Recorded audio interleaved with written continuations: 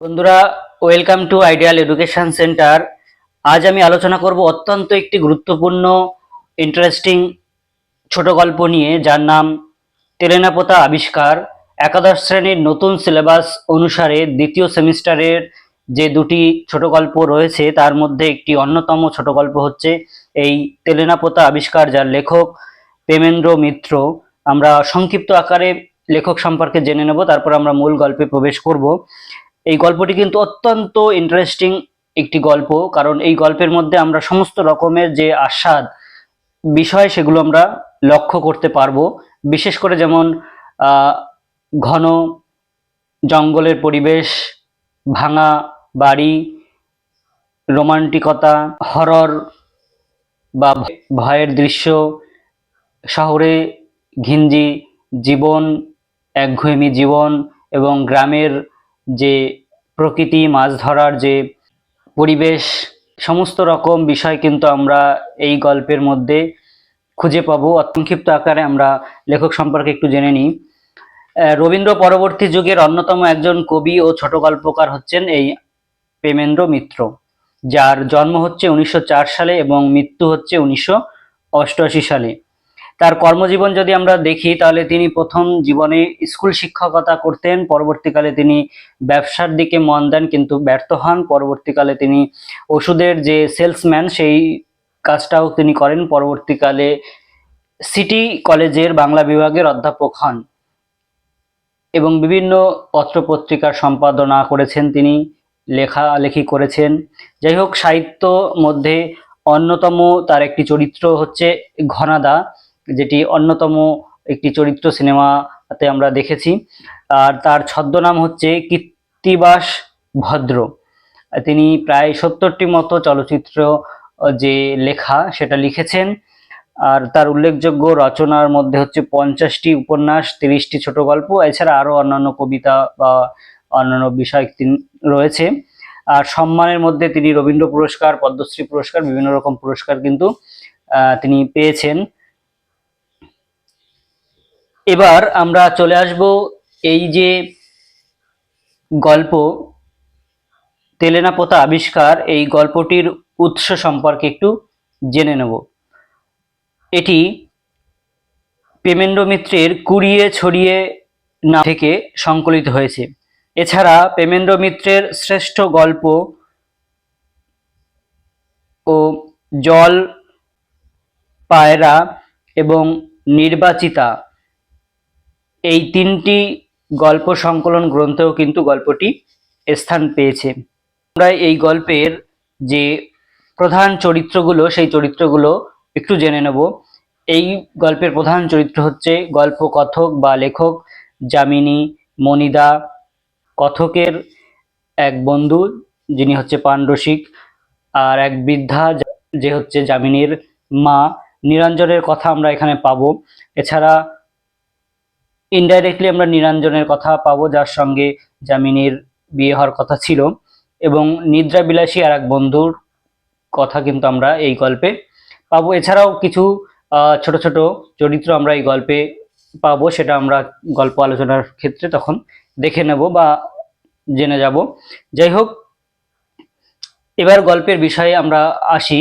বিষয়বস্তুটা হচ্ছে কোনো এক শনিবার বা মঙ্গলবারে গল্পকথক, সম্ভবত মঙ্গলবার, সেটা তেলেনাপোতা নামক এক জায়গার উদ্দেশ্যে রওনা হবে এক শহর থেকে, অর্থাৎ কলকাতা থেকে 30 কিলোমিটার দূরে। সেই যাত্রাপথের বর্ণনা আমরা এখানে পাবো। তারা প্রথমে বাসে যাবে, ঠাসাঠাসি অবস্থায় মালপত্র এবং যাত্রী সবাই মিলে ঠাসাঠাসি অবস্থায় এক বাসের মধ্যে দিয়ে যাবে, বাস গড়গড় আওয়াজ করতে করতে। তারপরে গরুর গাড়িতে যাবে অনেকটা রাস্তা, সেখানে চিতাবাঘের ভয় রয়েছে, অন্ধকার হয়ে আসছে রাস্তা, সেই অন্ধকারের মধ্যে দিয়ে তারা যাবে। অবশেষে তারা একটি প্রত্যন্ত জঙ্গলের মধ্যে দিয়ে পার হওয়ার পর একটি প্রত্যন্ত গ্রামের মধ্যে প্রবেশ করবে এবং সেই গ্রামের মধ্যে একটি ভাঙাচোরা বাড়ি, সেই বাড়িতে গিয়ে তারা স্থান করবে। এবং লেখককে তার আগে লোভ দেখানো হবে যে সেখানে মাছ ধরার যে ব্যবস্থা সেটা রয়েছে, সেখানে কেউ কোনোদিন মাছ ধরার যে বড়শি সেটা ফেলেনি, তার জন্য সেখানে মাছগুলো বড়শি মানে আস্বাদন পাওয়ার জন্য ব্যাকুল হয়ে আছে। যাই হোক, এরকম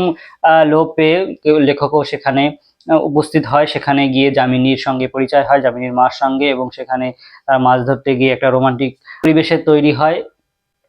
এবং তার আগে যাত্রাপথের যে বর্ণনা সেটা আমরা গল্প পড়তে পড়তে জেনে যাব। যাই হোক, এরকমভাবে তেলেনাপোতা থেকে ফিরে আসার পর লেখকের ম্যালেরিয়া হয় এবং ম্যালেরিয়ার কারণে সে ঝাপসা দেখে সবকিছু, এবং একসময় তার মনে হয় যে অবশেষে কলকাতায় যখন তারা আসবে, ফিরে আসার পর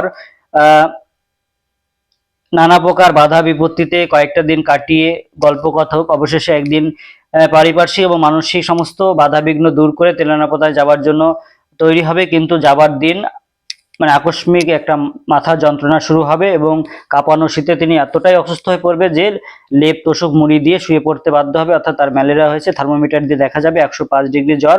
ম্যালেরিয়া রোগটা তিনি কোথা থেকে বাঁধিয়ে আনলেন? ডাক্তারবাবু এই প্রশ্ন শুনতে শুনতে জ্বরের ঘোরে বেহুশ হয়ে পড়বেন।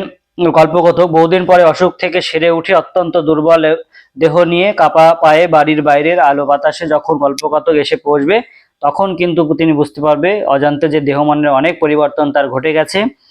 কলকাতা ফেরার দিনটিতে যে তেলেনাপোতা তার কাছে ছিল ঘনিষ্ঠ এবং উজ্জ্বল, তা পরিণত হয়েছে অস্ত যাওয়া এক তারায়। অর্থাৎ আস্তে আস্তে তার স্মৃতিপট থেকে সেই তেলেনাপোতার যে স্মৃতিগুলো সেগুলো মুছে যাচ্ছে। তেলেনাপোতায় গিয়ে যামিনী এর মাকে কিন্তু এই গল্পকথক কথা দিয়েছিল তাকে বিয়ে করবে বলে। সেই উদ্দেশ্য কিন্তু তার পরবর্তীকালে যাওয়ার কথা ছিল, কিন্তু তার শরীরটা এতটাই খারাপ হয়ে যায় ম্যালেরিয়া আক্রান্ত হয়ে যে তার সেই স্মৃতিগুলো আস্তে আস্তে মন থেকে মুছে যেতে থাকে। একটিবার কিছুক্ষণের জন্য আবিষ্কৃত হয়ে তেলেনাপোতা আবার রাত্রির অতল অন্ধকার ডুবে যাবে। এই হচ্ছে গল্পের মূল বিষয়টা, অর্থাৎ সংক্ষিপ্ত বিষয়টা। এবার আমরা লাইন ধরে ধরে যখন এই গল্পটা পড়বো, পড়ার সঙ্গে সঙ্গে কিন্তু আমরা অনেক ধরনের শর্ট কোশ্চেন পেয়ে যাব, যেগুলো তোমাদের এমসিকিউ নয় এসএকিউ আকারে এবার কিন্তু পরীক্ষায় থাকছে। যেহেতু দ্বিতীয় সেমিস্টারে তোমাদের কিন্তু কোনো রকম এমসিকিউ থাকছে না, থাকবে এসএকিউ এবং ব্রড কোশ্চেন। সেক্ষেত্রে তোমাদের কিন্তু প্রত্যেকটা লাইন খুঁটিয়ে বা মনে রাখতে হবে, প্রত্যেকটা লাইন থেকে কিন্তু এখানে প্রশ্ন আসতে পারে। আর এই ছোট গল্প থেকে প্রচুর প্রচুর কিন্তু শর্ট প্রশ্ন হতে পারে বা প্রচুর প্রশ্ন রয়েছে শর্ট ব্রড দিয়ে। প্রত্যেকটা লাইন কিন্তু তোমরা খেয়াল করো, আমি যতটা পারবো এই ভিডিওতে তোমাদের কিন্তু প্রশ্নগুলো আমি আলোচনা করে দেবো, এবং পরবর্তীকালেও আমি আলাদাভাবে শুধুমাত্র শর্ট কোশ্চেন নিয়েও ভিডিও করব এবং ব্রড কোশ্চেন নিয়েও ভিডিও বানাবো। যাই হোক, এখন আমরা চলে যাব এই গল্পের মূল আলোচনার বিষয়ে। লাইন ধরে ধরে পুঙ্খানুপুঙ্খভাবে সহজ সরল ভাষায় আমি এই গল্পটি তোমাদেরকে জলের মতো করে বুঝিয়ে দেব। বন্ধুরা, একটু ধৈর্য ধরে পুরো গল্পটি বা ভিডিওটি দেখো বা শোনো, তাহলে কিন্তু তোমাদের এই গল্পটি মুখস্থ হয়ে যাবে এবং যত রকম প্রশ্ন এখান থেকে আসুক না কেন সমস্ত প্রশ্নের উত্তর তোমরা যথাযথভাবে দিয়ে আসতে পারবে পরীক্ষা হলে। শুরু করছি আজকের আলোচনা। তেলেনাপোতা আবিষ্কার, লেখক প্রেমেন্দ্র মিত্র। শনি ও মঙ্গলের মঙ্গলই হবে বোধহয়। যোগাযোগ হলে তেলেনাপোতা আপনারাও একদিন আবিষ্কার করতে পারেন। অর্থাৎ কাজে কর্মে মানুষের ভিড়ে হাঁপিয়ে ওঠার পর যদি হঠাৎ দিনের জন্য ছুটি পাওয়া যায়, আর যদি কেউ এসে ফুসলানি দেয় যে কোনো এক আশ্চর্য সরোবরে পৃথিবীর সবচেয়ে সরলতম মাছেরা এখনো তাদের জল জীবনের প্রথম বর্ষিতে হৃদয়বিদ্ধ করবার জন্যে উদ্গ্রীব হয়ে আছে, আর জীবনে কখনো কয়েকটা পুঁটি ছাড়া অন্য কিছু জল থেকে টেনে তোলার সৌভাগ্য যদি আপনার না হয়ে থাকে, তাহলে হঠাৎ একদিন তেলেনাপোতা আপনিও আবিষ্কার করতে পারেন।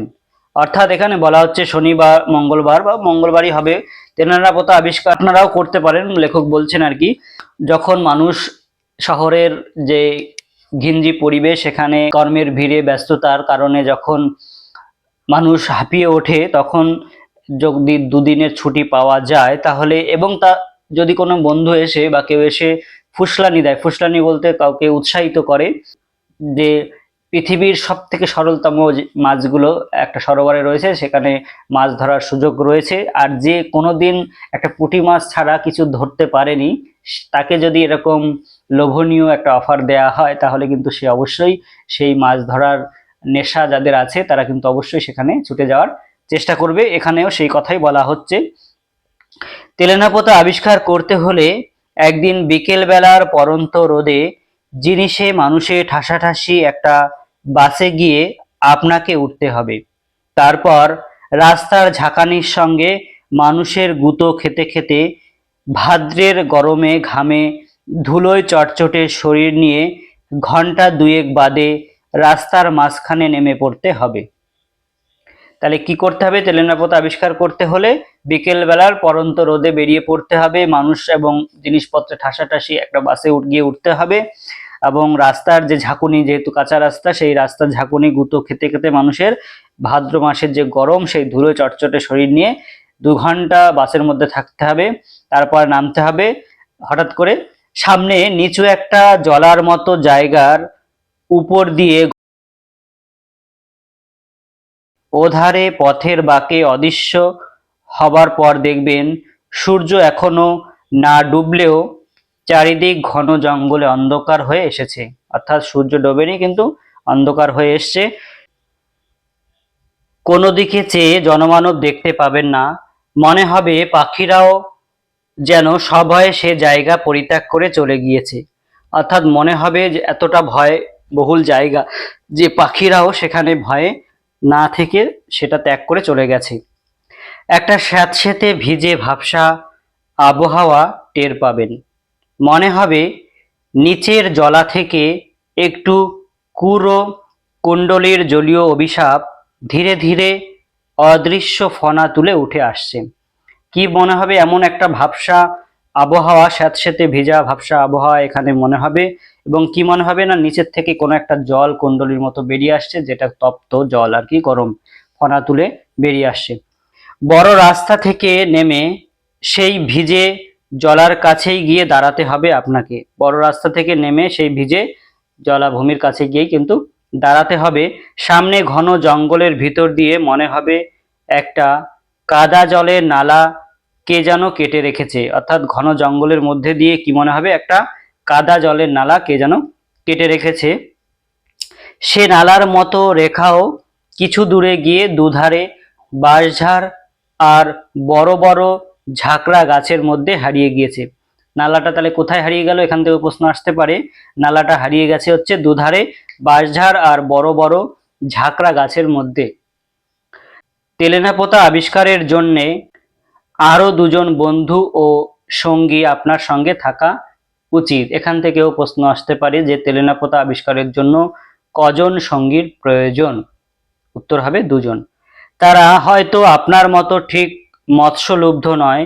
মৎস্যলুব্ধ বলতে যারা মাছ ধরার লোভী তাদের বলা হয়, এখানে লেখককে বলা হচ্ছে।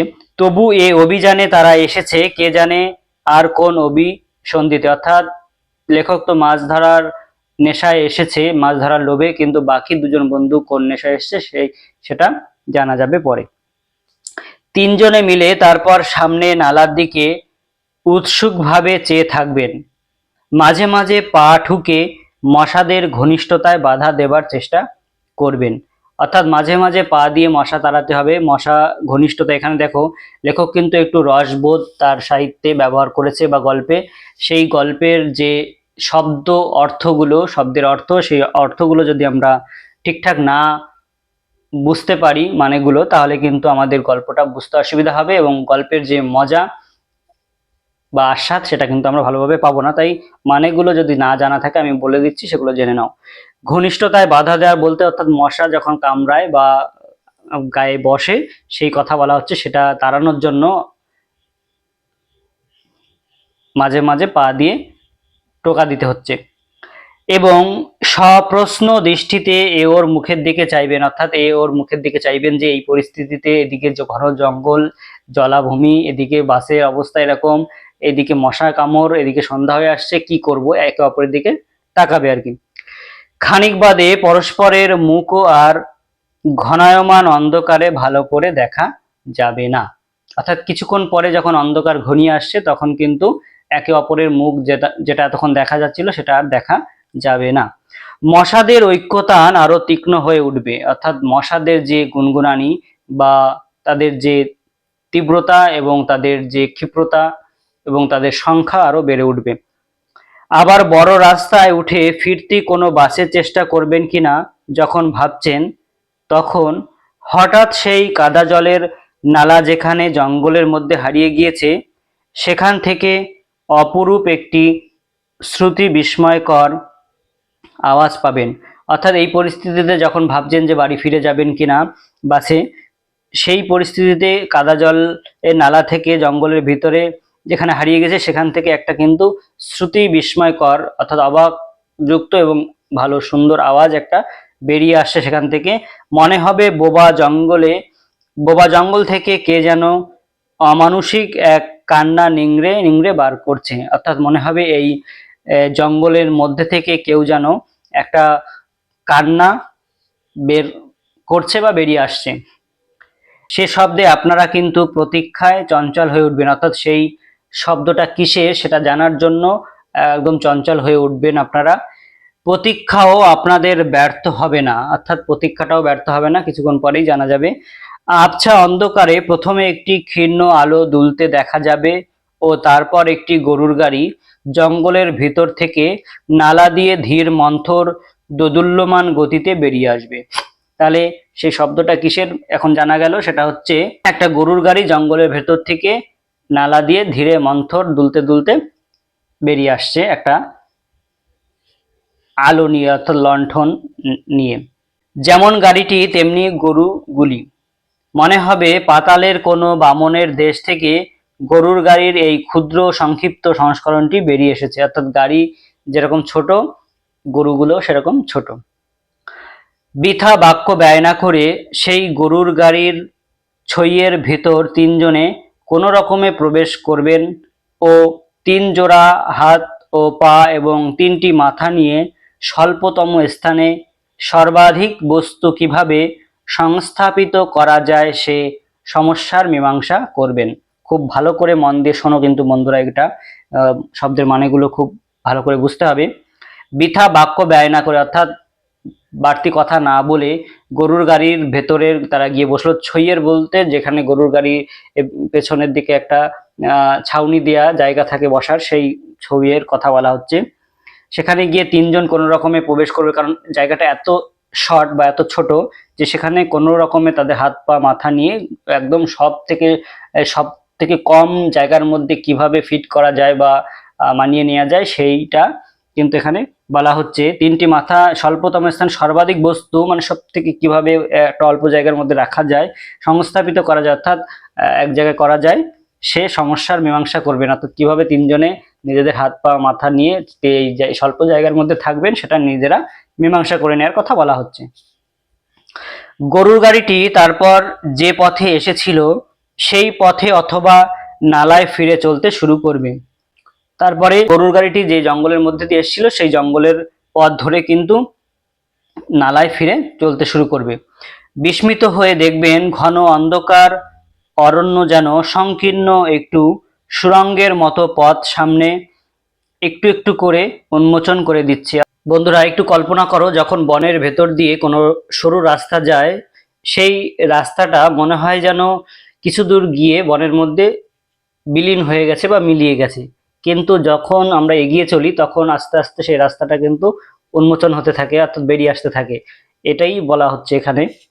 প্রতি মুহূর্তে মনে হবে কালো অন্ধকারের দেওয়াল বুঝি অভেদ্য, কিন্তু তবু গরুর গাড়িটি অবিচলিতভাবে ধীর মন্থর গতিতে এগিয়ে যাবে পায়ে পায়ে, পথ যেন ছড়িয়ে ছড়িয়ে।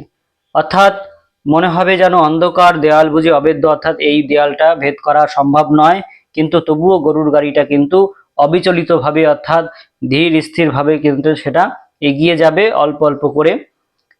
কিছুক্ষণ হাত পা ও মাথার যথোচিত সংস্থান বিপর্যস্ত হওয়ার সম্ভাবনায় বেশ একটু অস্বস্তি বোধ করবেন। কিছুক্ষণ পর কি হবে, হাত পা যেহেতু আঁটো জায়গায় তিনজন মিলে একটা জায়গায় রয়েছে, তাই একটা অস্বস্তি বোধ হবে, বিপর্যস্ত মনে হবে, অস্বস্তি লাগবে। বন্ধুদের সঙ্গে ক্ষণে ক্ষণে অনিচ্ছাকৃত সংঘর্ষ বাঁধবে, অর্থাৎ মাঝে মাঝে একে অপরের সঙ্গে একটা যে সংঘর্ষ বা যে ধাক্কাধাক্কি সেটা কিন্তু হবে, যেহেতু অল্প জায়গার মধ্যে রয়েছে, এটা স্বাভাবিক। তারপর ধীরে ধীরে বুঝতে পারবেন চারিধারের গাঢ় অন্ধকারে চেতনার শেষ অন্তরীপটিও নিমজ্জিত হয়ে নিমজ্জিত হয়ে গিয়েছে। চারিধারের গাঢ় অন্ধকার কি হবে, নিমজ্জিত হয়ে গেছে আর কি।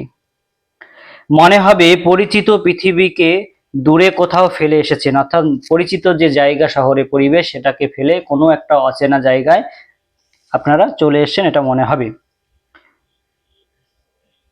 অনুভূতিহীন কুয়াশাময় এক জগৎ শুধু আপনার চারিধারে, অর্থাৎ অনুভূতি নেই সেখানে, কুয়াশার চারিদিকে কুয়াশাময় এমন একটা জগৎ আপনার চারপাশে বিরাজমান, অর্থাৎ জঙ্গলের কথা বলা হচ্ছে। সময় সেখানে স্তব্ধ স্রোতহীন, অর্থাৎ সময় জ্ঞান সেখানে নেই, না মানে এতটাই অন্ধকার যে সেখানে কত টাইম হয়েছে, কি ব্যাপার, কিছু বোঝা যাচ্ছে না, তাই স্রোতহীন সময়ের কথা বলা হচ্ছে। সময় স্তব্ধ, সুতরাং এ আচ্ছন্নতা কতক্ষণ ধরে যে থাকবে বুঝতে পারবেন না, অর্থাৎ কতক্ষণ ধরে যে একই পরিবেশ, অন্ধকারময় পরিবেশের মধ্যে থাকতে হবে সেটা কিন্তু বুঝতে পারা যাবে না। হঠাৎ এক সময় উৎকট এক বাদ্য ঝঞ্ঝনায় জেগে উঠে দেখবেন ছইয়ের ভিতর দিয়ে আকাশের তারা দেখা যাচ্ছে। ছই বলতে যেটা ওই ছাউনি আর কি, গরুর গাড়ির, তার মধ্যে দিয়ে দেখা যাচ্ছে কি, গরুর গাড়ির গাড়োয়ান থেকে থেকে আকাশে তারা দেখা যাচ্ছে হঠাৎ করে এই ছইয়ের ভেতর থেকে, এবং গাড়ির গাড়োয়ান থেকে থেকে সোৎসাহে একটি ক্যানেস্তারা বাজাচ্ছে।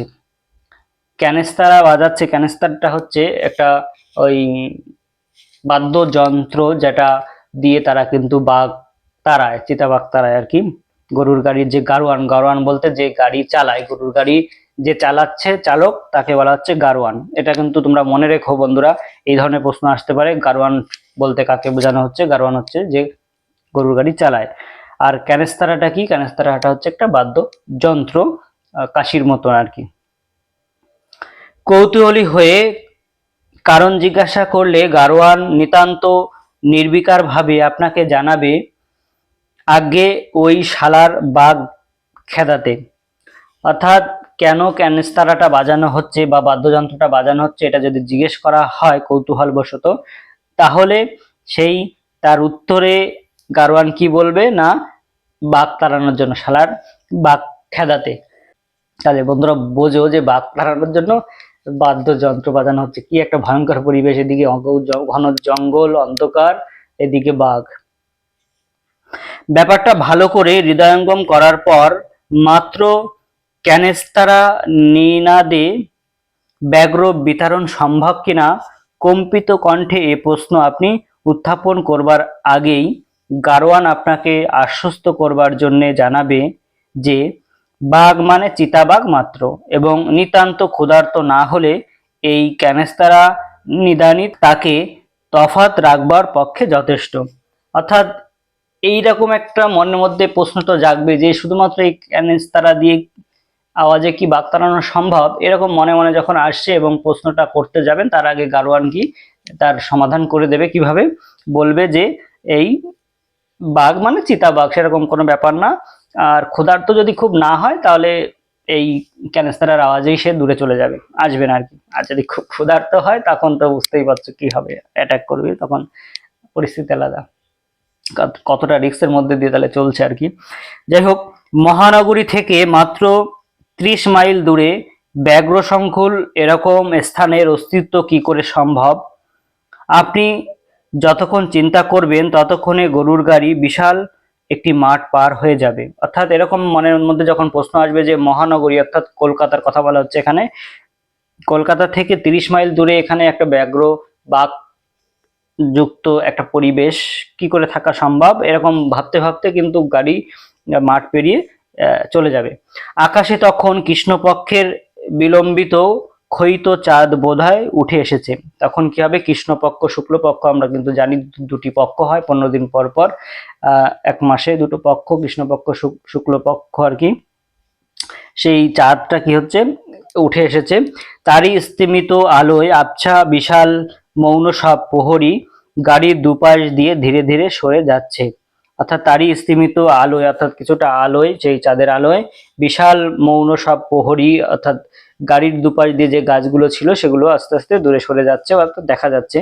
প্রাচীন অট্টালিকার সেসব ধ্বংসাবশেষ কোথাও একটা থাম, কোথাও একটা দেউড়ির খিলান, কোথাও কোনো মন্দিরের ভগ্নাংশ মহাকালের কাছে সাক্ষ্য দেবার ব্যর্থ আশায় দাঁড়িয়ে আছে। তাহলে কি দেখতে পাওয়া যাবে যে কোথাও অট্টালিকার ধ্বংসাবশেষ, কোথাও একটা থাম রয়েছে, কোথাও একটা খিলান রয়েছে মানে গম্বুজ, কোথাও মন্দিরের কিছু ভগ্ন অংশ, এই সমস্ত কি রয়েছে মহাকাল অর্থাৎ মহাদেবের কাছে সাক্ষী দেবার ব্যর্থ আশায় যে আমরা আছি এখনো, এই আশায় তারা দাঁড়িয়ে আছে, এরকম ভাবে লেখক কিন্তু বর্ণনা করেছেন।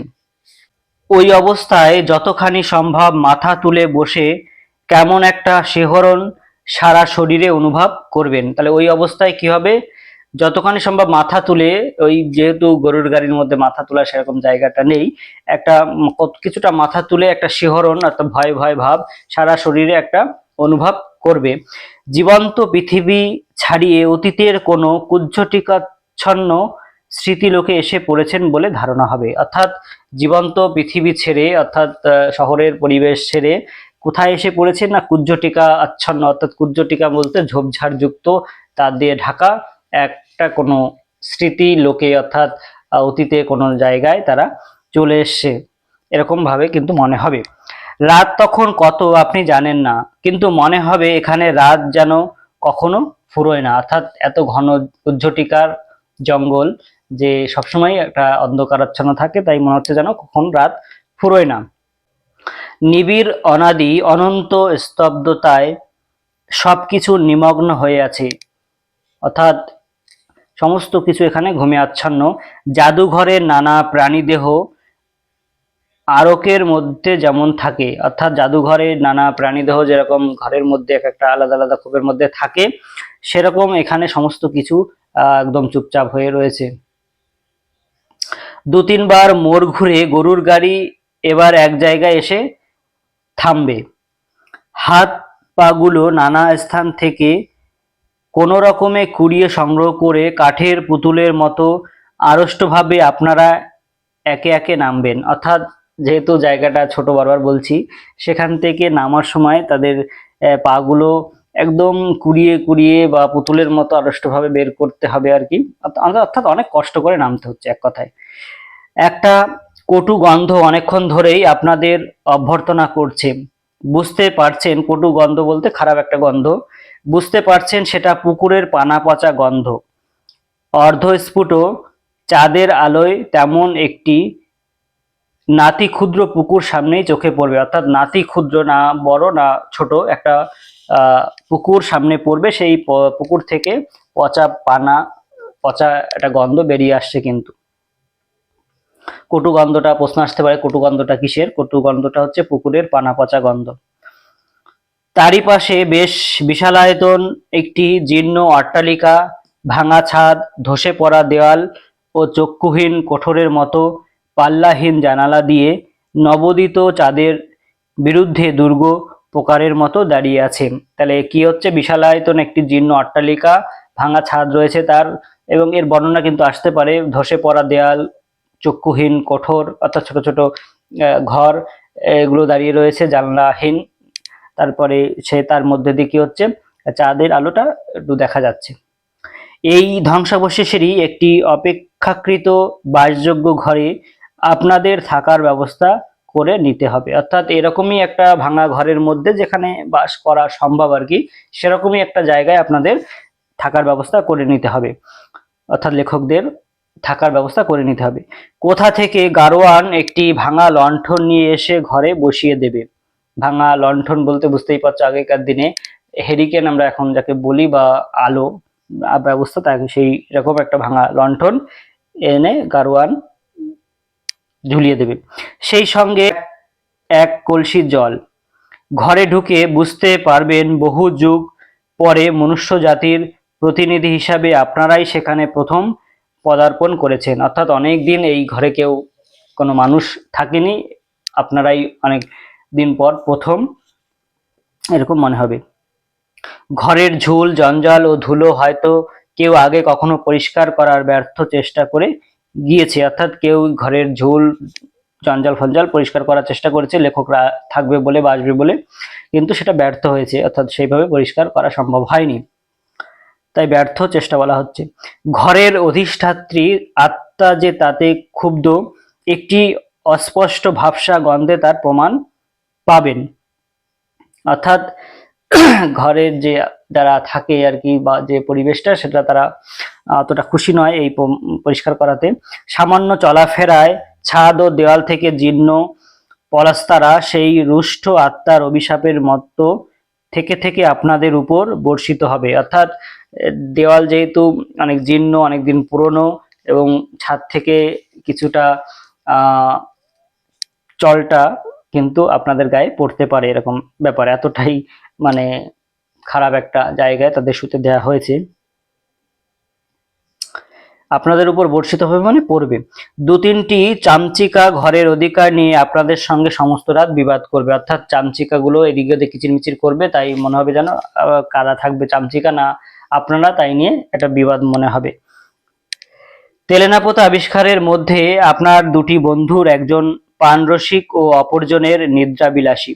এটা কিন্তু খুবই গুরুত্বপূর্ণ প্রশ্ন যে দুই বন্ধুর একজন কেমন, আর দুইজনের স্বভাবটা কেমন। একজন হচ্ছে পানরসিক, খেতে ভালোবাসে, আর একজন হচ্ছে নিদ্রাবিলাসী, ঘুমোতে পছন্দ করে। কুম্ভকর্ণের দোসর হওয়া দরকার। ঘরে পৌঁছেই মেঝের উপর কোনো রকমের শতরঞ্জির আবরণ পড়তে না পড়তে একজন তার উপর নিজেকে বিস্তৃত করে নাসিকাধ্বনি করবেন, অপরজন পানপাত্রে নিজেকে নিমজ্জিত করে দেবেন। অর্থাৎ একজন কি করবে, শতরঞ্জি অর্থাৎ চাদর না বিছাতেই একজন, যেহেতু যে ঘুম প্রিয় নিদ্রাবিলাসী, সে নাক ডাকা শুরু করে দেবে ঘুমিয়ে। আর একজন পান পাত্রে নিজেকে নিমজ্জিত করে দেবে, অর্থাৎ পান খাওয়ায় ব্যস্ত থাকবে। রাত বাড়বে, ভাঙা লণ্ঠনের কাচের চিমনি ক্রমশ গাঢ়ভাবে কালিমালিপ্ত হয়ে ধীরে ধীরে অন্ধ হয়ে যাবে। কোনো রহস্যময় বেতার সংকেতে খবর পেয়ে সে অঞ্চলের সমস্ত সমর্থ সাবালক মশা নবাগতদের অভিনন্দন জানাবে ও তাদের সঙ্গে শোণিত সম্বন্ধ স্থাপন করতে আসবে। অর্থাৎ খবর পাবে যে মশারা যে এখানে মানুষ এসছে, আমরা সেখানে গিয়ে হাজির হই, তাদের রক্ত চুষি। তারা খবর পেয়ে এখানে আসবে এবং তাদের সঙ্গে সম্বন্ধ স্থাপন করা, অর্থাৎ তাদের গায়ের থেকে রক্ত শোষণ করতে শুরু করবে। মানে বুঝতে পারছো কেমন একটা পরিবেশ। এদিকে ভাঙা ঘর দুয়ার, এদিকে আলো নেই, এদিকে জঙ্গলের মধ্যে, ঝোপঝাড়ের মধ্যে, এদিকে পচা গন্ধ, এদিকে ছাদ থেকে চলটি খসে পড়ছে, এদিকে চামচিকারা ছোটাছুটি করছে, এদিকে আবার মশার দল ছুটে এসছে। তাহলে বোঝো কেমন একটা পরিবেশ। এই বর্ণনা কিন্তু তোমাদের আসতে পারে, যেখানে লেখকদের থাকতে দেওয়া হয়েছিল বা শুতে দেওয়া হয়েছিল সেই ঘরের পরিবেশ বর্ণনা করো। বড় প্রশ্ন হিসাবে কিন্তু আসতে পারে বন্ধুরা। আপনি বিচক্ষণ হলে দেয়ালে ও গায়ে বসবার বিশিষ্ট ভঙ্গি করে বুঝবেন তারা মশাদের মধ্যে সবচেয়ে বড় কুলীন। ম্যালেরিয়া দেবীর অদ্বিতীয় বাহন অ্যানোফিলিস। অর্থাৎ সেই মশাগুলো কি, ম্যালেরিয়া বহন করে যে মশা, সেই অ্যানোফিলিক্স মশা। এখানে কিন্তু প্রশ্ন আসতে পারে যে ম্যালেরিয়া বহনকারী মশার নাম। মশা হচ্ছে অ্যানোফিলিক্স, সেই মশাগুলো ছিল ম্যালেরিয়া বহনকারী অ্যানোফিলিক্স মশা। তাহলে বুঝতে পারছো কি অবস্থা তাদের হবে, সারা রাত ধরে মশার কামড় খাবে। এদিকে মশারি ঠাসারি কিচ্ছু নেই, মশার কয়েল মর্টিন কিচ্ছু নেই। আপনার দুই বন্ধু তখন দুইজন দুই কারণে অচেতন। ধীরে ধীরে তাই শয্যা পরিত্যাগ করে উঠে দাঁড়াবেন। একজন ঘুমের কাতর আর একজন পান রসিকতা দেখে ঘুমিয়ে পড়েছেন। ধীরে ধীরে তাই শয্যা পরিত্যাগ করে উঠে দাঁড়াবেন। তারপর গুমোট গরম থেকে একটু পরিত্রাণ পাবার জন্যে টর্চটি হাতে নিয়ে ভগ্নপ্রায় সিঁড়ি দিয়ে উপরে ছাদে উঠবার চেষ্টা করবেন। তখন আপনি কি করবেন, অর্থাৎ লেখক কি করবে না, এই গরমের হাত থেকে বাঁচার জন্য কি করবে, টর্চটা নিয়ে আস্তে আস্তে ওই ভাঙা সিঁড়ি দিয়ে উপরে ছাদের দিকে ওঠার চেষ্টা করবে। প্রতি মুহূর্তে কোথাও ইট বা টালি খসে পড়ে ভূপতিত হওয়ার বিপদ আপনাকে নিরস্ত করবার চেষ্টা করবে। অর্থাৎ কখন যে একটা ইট বা টালি খসে মাটিতে পড়ে, সেই জন্য আপনি একটু সবসময় তটস্থ বা সতর্ক থাকার চেষ্টা করবেন। তবু কোনো দুর্বার আকর্ষণে সমস্ত অগ্রাহ্য করে আপনি উপরে না উঠে পারবেন না। তো এই সমস্ত সত্ত্বেও আপনি উপরে না উঠে পারবেন না, তো উপরে উঠবে লেখক। ছাদে গিয়ে দেখবেন অধিকাংশ জায়গাতে অলিশা ভেঙে ধূলিসাৎ হয়ে গিয়েছে। অনেক জায়গায় সেই যে ছাদের কোলে যেগুলো ইট দেওয়া থাকে সেগুলো ভেঙে ধূলিসাৎ হয়ে গেছে, পড়ে গেছে। ফাটলে ফাটলে অরণ্যের পঞ্চম বাহিনী ষড়যন্ত্রের শিকড় চালিয়ে ভেতর থেকে এ অট্টালিকার ধ্বংসের কাজ অনেকখানি এগিয়ে রেখেছে। অর্থাৎ ভগ্ন বাড়িতে যেরকম ভাবে বিভিন্ন গাছগাছরা জন্মায়, বিশেষ করে অশ্বত্থ গাছ টাছ, এগুলো এই তারা কি করেছে, এই ফাটলের মধ্যে শিকড় প্রবেশ করিয়ে আরো ফাটলটাকে বাড়িয়ে দিয়েছে। তবু কৃষ্ণপক্ষের ক্ষীণ চাঁদের আলোয় সমস্ত কেমন অপরূপ মোহময় হয়ে মনে হবে। তারপরেও এত কিছু সত্ত্বেও এই কৃষ্ণপক্ষের যে চাঁদের আলো, তাতে কিন্তু সমস্ত জিনিসটা একটা মোহময়, খুব সৌন্দর্য, অপরূপ বলে মনে হবে। মনে হবে খানিকক্ষণ চেয়ে থাকলে এই মৃত্যু সুষুপ্তি মগ্ন মায়াপুরীর কোনো গোপন প্রকোষ্ঠে বন্দিনী রাজকুমারী সোনার কাঠি রূপর কাঠি পাশে নিয়ে যুগান্তরের গাঢ় তন্দ্রায় অচেতন।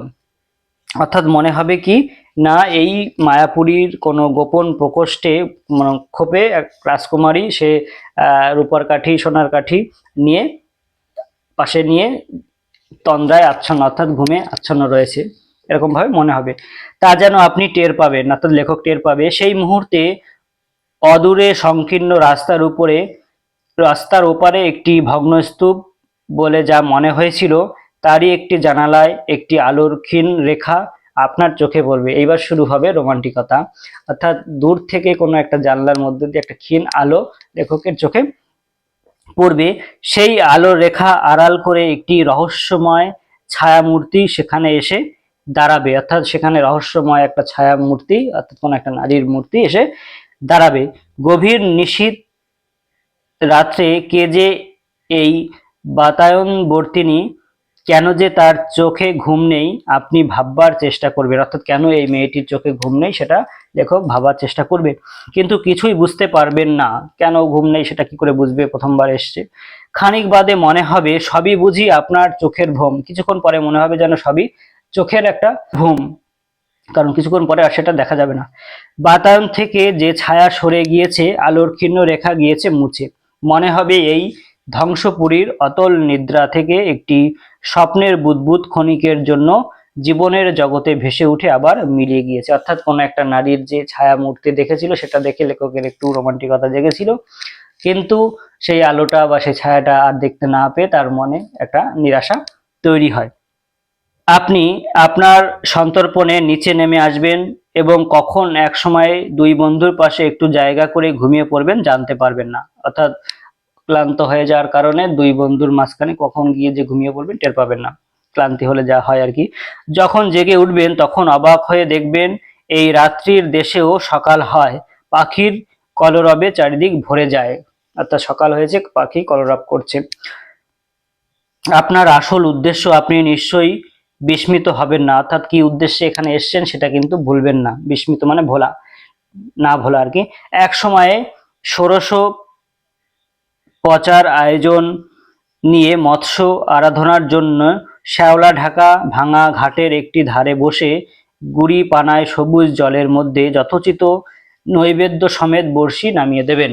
অর্থাৎ তারপরে মাছ ধরার যে সরঞ্জাম সেই সমস্ত নিয়ে গিয়ে কি করবে, নৈবেদ্য বলতে মাছ ধরার যে খাবারটা সেটা বড়শিতে লাগিয়ে জলের মধ্যে সবুজ পানা সরিয়ে নামিয়ে দেবে আর কি। বেলা বাড়বে, ওপারের ঝুঁকে পড়া একটা বাঁশের ডগা থেকে একটা মাছরাঙা পাখি ক্ষণে ক্ষণে আপনাকে যেন উপহাস করবার জন্যই বাতাসে রঙের ঝিলিক বুলিয়ে পুকুরের জলে ঝাঁপিয়ে পড়বে ও সার্থক শিকারের উল্লাসে আবার বাঁশের ডগায় ফিরে গিয়ে দুর্বোধ্য ভাষায় আপনাকে বিদ্রূপ করবে।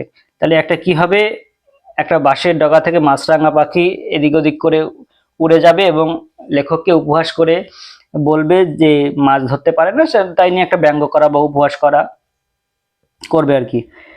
প্রশ্ন আসতে পারে কে লেখককে বিদ্রূপ করবে বা ব্যঙ্গ করবে, সেটা হচ্ছে মাছরাঙা পাখি।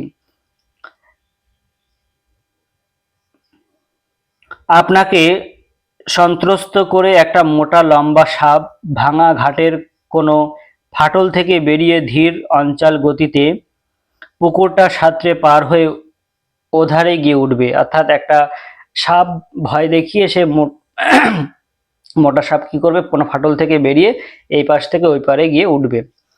এটাও কিন্তু প্রশ্ন আসতে পারে যে সন্ত্রস্ত করবে কে, সেটা হচ্ছে সাপ। দুটো ফড়িং পাল্লা দিয়ে পাতলা কাচের মতো পাখা নেড়ে আপনার ফাতনাটার উপর বসবার চেষ্টা করবে ও থেকে থেকে উদাস ঘুঘুর ডাকে আপনি আনমনা হয়ে যাবেন। অর্থাৎ লেখকের যে মাছ ধরার যে পরিবেশ বা মাছ ধরার যে বর্ণনা, সেটা কিন্তু প্রশ্ন আসতে পারে। মাছ ধরার সময় কি কি পরিস্থিতির শিকার লেখককে হতে হয়েছিল, সেই প্রশ্ন কিন্তু আসতে পারে, বা শর্ট কোশ্চেনও কিন্তু এখান থেকে আসতে পারে। তারপর হঠাৎ জলের শব্দে আপনার চমক ভাঙবে, অর্থাৎ জলের শব্দে ধ্যানটা ভেঙে যাবে। নিথর জলে ঢেউ উঠেছে, আপনার ছিপের ফাতনা মৃদুমন্দ ভাবে তাতে দুলছে। ঘাড় ফিরিয়ে দেখবেন একটি মেয়ে পিতলের ঝকঝকে কলসিতে পুকুরের পানা ঢেউ দিয়ে সরিয়ে জল ভরছে, অর্থাৎ যেভাবে পানা ভরে গেছে আর কি, সেগুলো সরিয়ে জল ভরছে কলসিতে, সেটা লেখক দেখতে পাবে একটা মেয়ে জল ভরছে। মেয়েটির চোখে কৌতূহল আছে, কিন্তু গতিবিধিতে সলজ্জ আড়ষ্টতা নেই, অর্থাৎ কৌতূহল আছে যে ছেলেটা কে, কিন্তু তার কোনো লজ্জা বা আড়ষ্টতা নেই, মানে এটা লাজুক ভাব যেটা, বা আড়ষ্টতা বলবো কি বলবো না, এই ধরনের কিন্তু ব্যাপারটা নেই। সোজাসুজি সে আপনার দিকে তাকাবে, আপনার ফাতনা লক্ষ্য করবে। তার ফাতনা বলতে যেটা মাছ ধরার যে এটা, যেটা দিয়ে বোঝা যায় যে মাছ মানে যে খাবারটা দেয়া হয় বড়শিতে সেটা খেলো কিনা, বা নড়াচড়া করলে বোঝা যায় মাছ খেয়েছে বা মাছ বড়শিতে বেঁধেছে, সেইটাকে বলা হচ্ছে ফাতনা। তারপর আবার মুখ ফিরিয়ে কলসিটা কোমরে তুলে নেবে। মেয়েটি কোন বয়সের আপনি বুঝতে পারবেন না, তার মুখের শান্ত করুণ গাম্ভীর্য দেখে মনে হবে জীবনের সুদীর্ঘ নির্মম পথ সে পার হয়ে এসেছে। সুদীর্ঘ পথ অর্থাৎ অনেকদিন সে পার করে এসেছে, অর্থাৎ বয়সটা একটু হয়েছে আর কি। তার ক্ষীণ দীর্ঘ অপুষ্ট শরীর দেখলে মনে হবে কৈশোর অতিক্রম করে যৌবনে উত্তীর্ণ হওয়া তার যেন স্থগিত হয়ে আছে, অর্থাৎ কৈশোর পার করে যৌবনে প্রবেশ করাটা তার যেন বাধা হয়ে দাঁড়িয়েছে, কি তার এই শীর্ণ দেহ অর্থাৎ রোগা শরীরটা, অপুষ্টির কারণে সে কিন্তু সেই যে যৌবন সেটা পায়নি আর কি। কলসি নিয়ে চলে যেতে যেতে ফিরে তাকিয়ে মেয়েটি হঠাৎ বলবে, বসে আছেন কেন, টান দিন, অর্থাৎ বড়শিতে মাছ বেঁধেছে, টান দিন। সে কণ্ঠ এমন শান্ত, মধুর ও গম্ভীর যে এভাবে আপনা থেকে অপরিচিতের সঙ্গে কথা বলা আপনার মোটেই অস্বাভাবিক ঠেকবে না। শুধু আকস্মিক চমকের দরুন বিহ্বল হয়ে ছিপে টান দিতে আপনি ভুলে যাবেন, অর্থাৎ এই সমস্ত কথা ভাবতে ভাবতে, মেয়েটার কথা ভাবতে ভাবতে, মেয়েটার দিকে তাকাতে তাকাতে আনমনা হয় সে যে মাছের ছিপিটা টান দেবে সেটা কিন্তু সে ভুলে যায়। তারপর ডুবে যাওয়া ফাতনা আবার ভেসে উঠবার পর ছিপ তুলে দেখবেন বড়শিতে টোপ আর নেই, অর্থাৎ বড়শিতে যে খাবারটা দেওয়া হয়েছিল সেটা মাছ খেয়ে চলে গেছে। একটু অপ্রস্তুত ভাবে মেয়েটির দিকে আপনাকে এবার তাকাতেই হবে। সেও মুখ ফিরিয়ে শান্ত ধীর পদে ঘাট ছেড়ে চলে যাবে, কিন্তু মনে হবে মুখ ফেরাবার চকিত মুহূর্তে একটু যেন দীপ্ত হাসির আভাস সেই শান্ত করুণ মুখে খেলে গিয়েছে, অর্থাৎ একটু মিষ্টি হাসি দিয়ে মেয়েটি চলে যাবে। যাই হোক বন্ধুরা, ভিডিওটি অনেক বড় হয়ে যাচ্ছে বলে আজকের মতো ভিডিওটি আমি এখানেই শেষ করছি। পরবর্তী অংশ পার্ট 2-তে আমি আলোচনা করব, এবং সেই সঙ্গে কি কি গুরুত্বপূর্ণ প্রশ্ন তোমরা এখান থেকে পড়বে সেগুলো আমি তোমাদের বলে দেব। যাই হোক বন্ধুরা, সকলে ভালো থেকো, সুস্থ থেকো, এবং চ্যানেলে নতুন হয়ে থাকলে অবশ্যই চ্যানেলটিকে সাবস্ক্রাইব করে আপন করে নিও, এবং লাইক কমেন্ট করতে বন্ধুরা একদমই ভুলো না। আমার আলোচনাটা কেমন লেগেছে বন্ধুরা কমেন্টে জানিও, এবং ভিডিওটি অবশ্যই বন্ধুদের মধ্যে শেয়ার করে দিও। ধন্যবাদ বন্ধুরা।